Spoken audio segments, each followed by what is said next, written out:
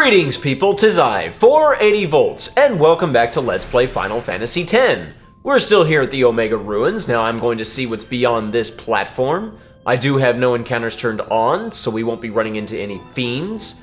I've already shown you all of the new enemies in this area, so there's no point in me fighting anymore. I want to keep my HP and MP and all that stuff conserved for what's about to happen, and I want to just get straight to the main event.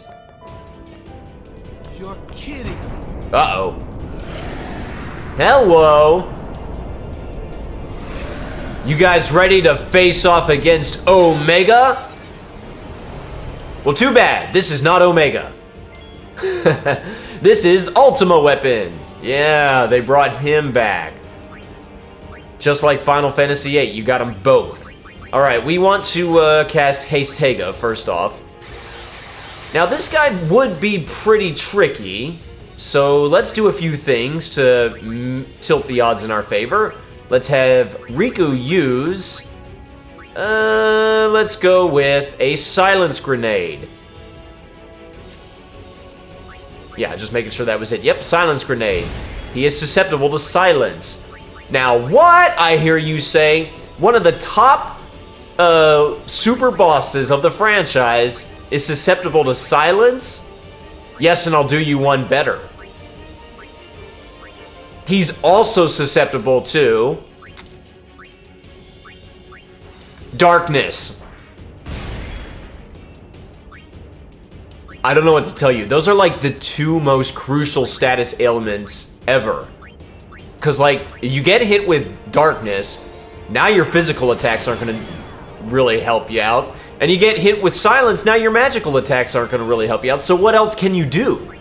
I mean, this guy will have a few moves here and there that, you know, that don't require either of those things, but I mean, how shall we do most of his stuff at this point, like, he's kind of been neutered. And I had Kamari Lancet just to see if I could get anything from him. Nah. I'll double cast Flare a little bit. I'm just making sure everybody gets their turns in. You can steal 10 Doors of Tomorrow from this guy, but I already have 99 of those. Ha ha, you missed. Now in the HD version, he has, I think, more HP than he did in the PS2 version, I think. I don't know how much, but he's not that hard. Even if you don't get those status ailments on him, he's not that hard. Yeah, we're following the tradition of previous Final Fantasy games where Ultima Weapon really isn't anything special. He's sadly... He was awesome in Final Fantasy VI. But even there, he wasn't that difficult. You still needed to bring your A game. Got you covered. But it wasn't that difficult, and since then, he's kind of always taken a back seat. Whether it's Emerald and Ruby in Final Fantasy VII, or Omega in Final Fantasy VIII and this game. He's not that great. Which is sad, because he's kind of been my favorite, mostly because of Final Fantasy VI. But anyway, at this point, we're just going all out. Now, yeah, see, he does use core energy. There's no getting around that, and that does massive damage to one person, so watch out for that, but... Alright. It didn't even kill Tidus, so there you go. And wait till next video, and I'll describe what it was like my first time fighting this guy. But I'm gonna save that for next video, because it has to do with, what's gonna happen in the next video, but... Yeah, suffice to say, this guy is... kind of pathetic. Possibly one of the easiest versions of of Ultima that we've run into.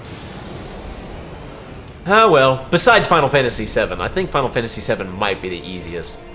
The annoying part is chasing him all over the continent. I like that the silence bubble is still there. That's a nice touch. Even the darkness cloud was still there. That's how it's done. Alright, well, we killed Ultima. And we get a ton of AP. Yeah, and a fair amount of money. That was not Omega. Oh, you think? Just a shadow born from Omega's wrath. Oh, yeah? What, so the main man's still around? Come on out, Omega! When we meet, I will send it. Tidus, what are you doing? Is that your version of a dance? Alright, well, I'm actually going to leave the Omega Ruins because there's a few things I want to do before we continue. If you have gotten all 26 Albed primers, go back to your airship and talk to Mr. Rin. Lady Yuna has become quite the summoner. A gentle nature, yet strong as steel. She reminds me of her parents. Yuna's old man was a priest of Yevon, but he married an Albed, huh? Lord Braska wanted peace between his people and ours. Oh, okay. He would occasionally visit the home of those days. Alright. So that's how he met Sid's sister? They ran off together, into the night. Uh-oh. Sounds like love. Wow, Sid must have been furious. Yes, he wouldn't talk to her after that. But when Yuna was born, they made up again. That's nice. His sister took off for home at once. But then her ship. Sin. That incident turned Lord Braska down the summoner's path. Interesting. Everything leads back to Sin. But you'll put an end to it. With a vengeance.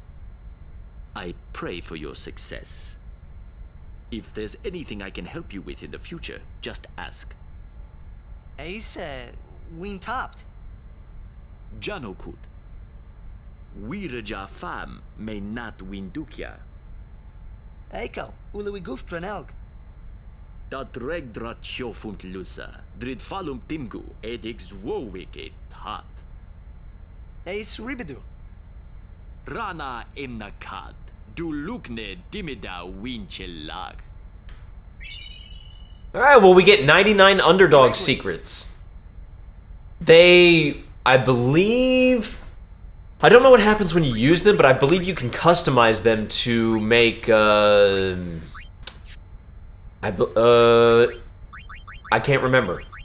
I'll show it here in a second, but, right now it just says there seems to be some use for this, ... Same with the Doors to Tomorrow and the Wings to Discovery. There seems to be some use for this. Yeah, I believe you can customize, I want to say it's AP Overdrive. No, those are the... Oh, it's double overdrive. Oh, okay. Double overdrive, which means you get 2 overdrives at once. Could be useful. I'm not gonna use it, at least not at this time. Alright, well, now that we've done that, there's something else I want to do. I want to visit the monster arena now that I've captured all of the fiends from the Omega Ruins. When you have done so, you'll get 60 designer wallets. And no, I don't want to fight your stupid monster. The designer wallets, you can use those to customize... let's see. Going to put it on that, thing for that weapon for Riku. Jillionaire. What Jillionaire does is doubles the amount of the gil you get from battles. And it also changed her weapon to Sticky Fingers. So as long as she's wearing that when we kill enemies, we'll get a ton of money. So I'm definitely going to use that. Alright, now let's head back to the Omega Ruins. Now, do you remember that glyph that we touched in the last video that didn't do anything? Well, I'm going to use this platform right here as a landmark. From here, we want to go down this way, and we want to turn, let's see, we want to turn, there's a passage somewhere. Okay, we want to turn right there. Now, I passed it up, but it's okay, I'll figure it out in a second. Yeah, remember this area where we got that last Albed primer? So there's your 2 landmarks. But there's a passage down this way, and you will come to another glyph on the wall. Now this one actually works. So, once you've touched that glyph, you want to head back to that area where the dead glyph was. So, over here. Now, if you do nothing... See, there's the dead glyph. See, normally you come to this little pathway and there's like a break in the bridge there. But if you touch this glyph now, after having touched the glyph later up ahead, this one starts working. It's like that glyph needed to power this glyph. And now, that raises that. Sweet, so now we can cross. Yeah, I forgot to do this, but I'm gonna do it now. It's just, all you're gonna get is one piece of treasure. And again, I have no encounters turned on because I don't feel like dealing with enemies right now.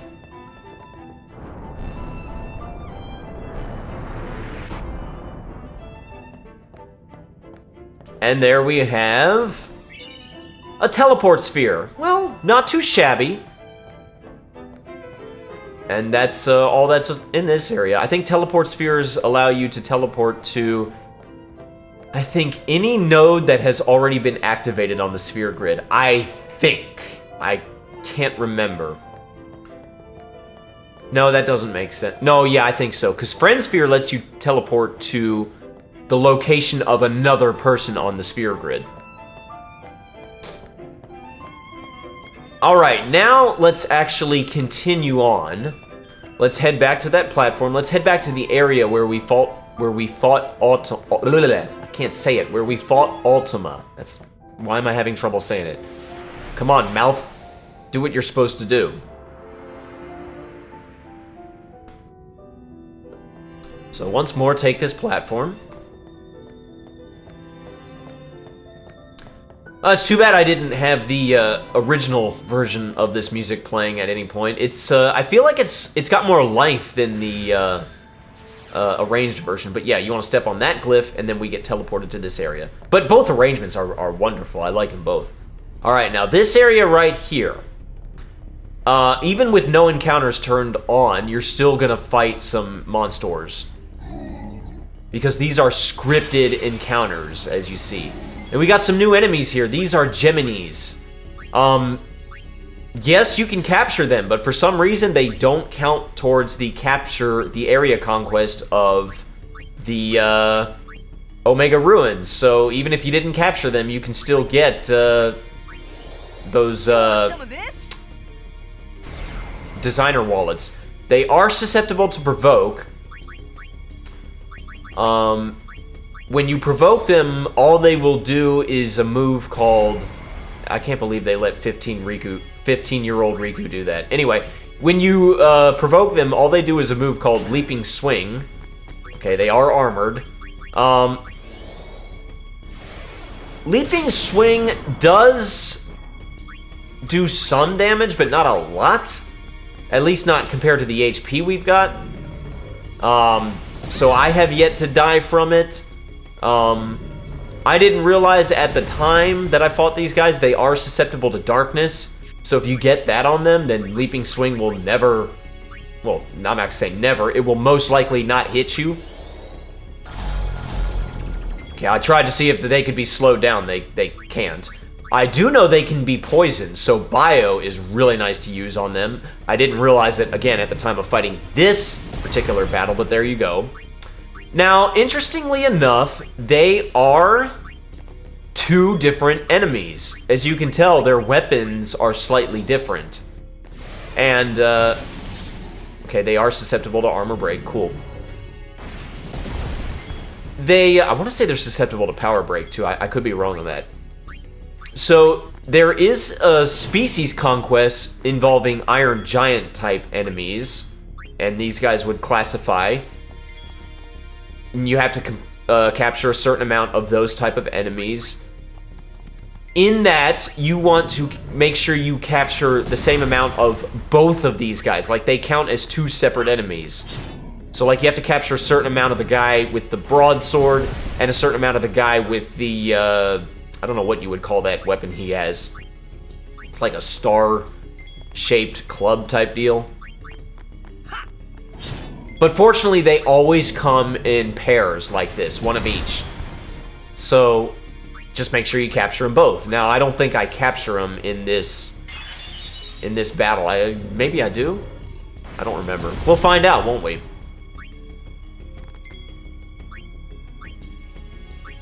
Oh yeah, looks like I'm switching to the Taming Sword. That makes sense. Man, having 2 characters with Provoke is actually really good. And when in doubt, use Demi because you can monitor their HP. Yeah, like the guy on the right, he just needs one more good hit. I think Riku could actually finish him off.